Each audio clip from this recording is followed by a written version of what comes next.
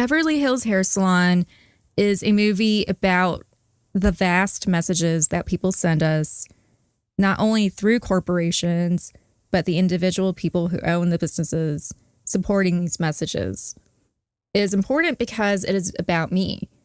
It's about people who always want to change me because they don't think I'm pretty, or that I'm pretty, but I could be improved.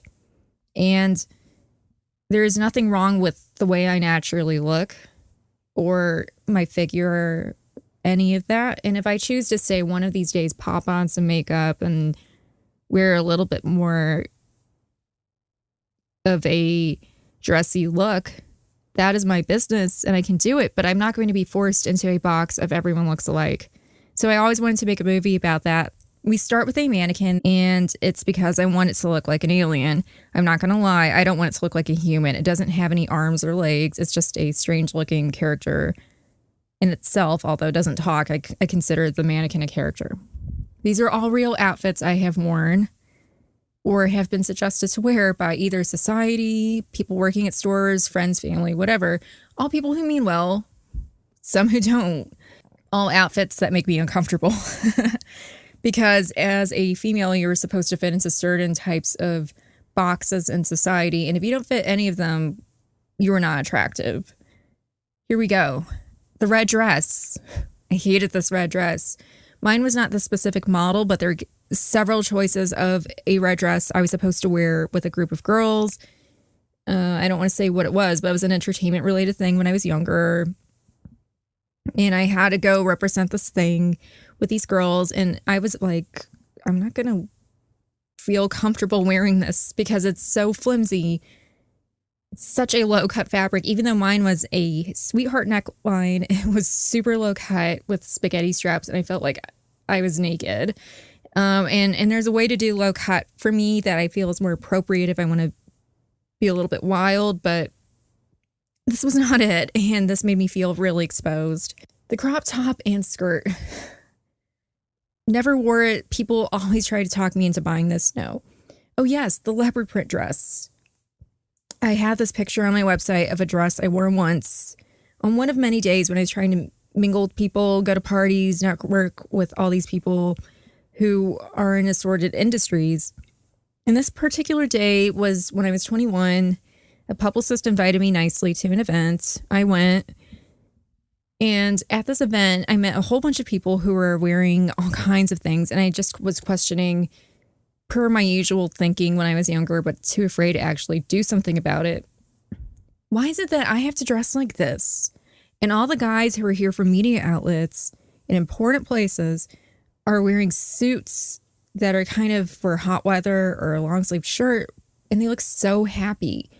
And I'm dressed like this, wearing uncomfortable things underneath the dress, so I provoke an image of looking really thin and curvy at the same time, which is nuts because at the time I was actually dieting a lot. Even though there's nothing wrong with my figure, I'm much curvier than that, and I was trying to get work as both a model and, get signed to my first modeling agency, and then also to network with people in the media world and other things. And people were always commenting on how I would look so much prettier losing weight and things like that. So, and then I did receive lots of compliments like, oh, you look so beautiful. You look like this. I love your shoes.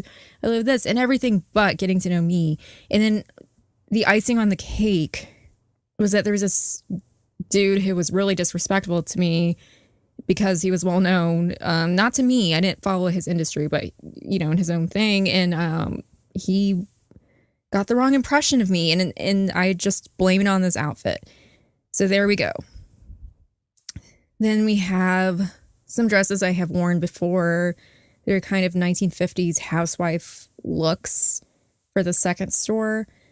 I don't necessarily like them either. They're very uncomfortable and very restrictive. You feel like you're helpless in them, which is kind of, I think, why they stayed in the 1950s. I love some 1950s dresses, but these, no, I did not love those.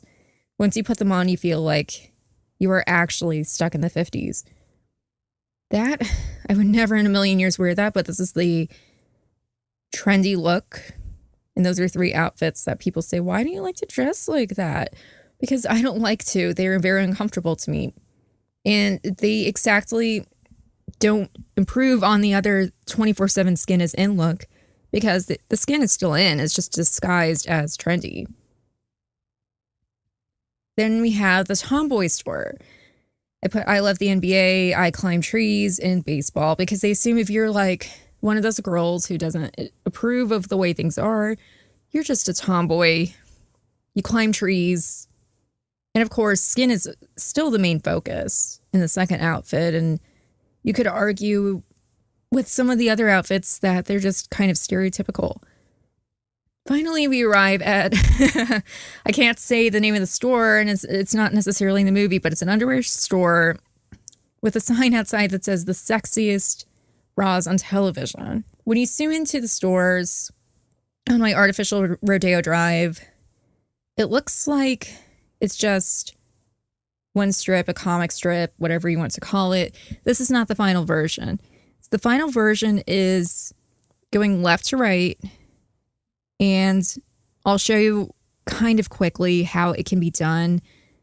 It's just zooming in the camera from the left to the right, making a progression. Nobody's walking on the street or anything, because it's just not the most relevant part of the movie. It's just a flash by thing. But even though it's a flash by thing, I want to put detail into it. Finally, we have the super junky 1980s cassette tape look over it. I should say VHS, but you know what I mean.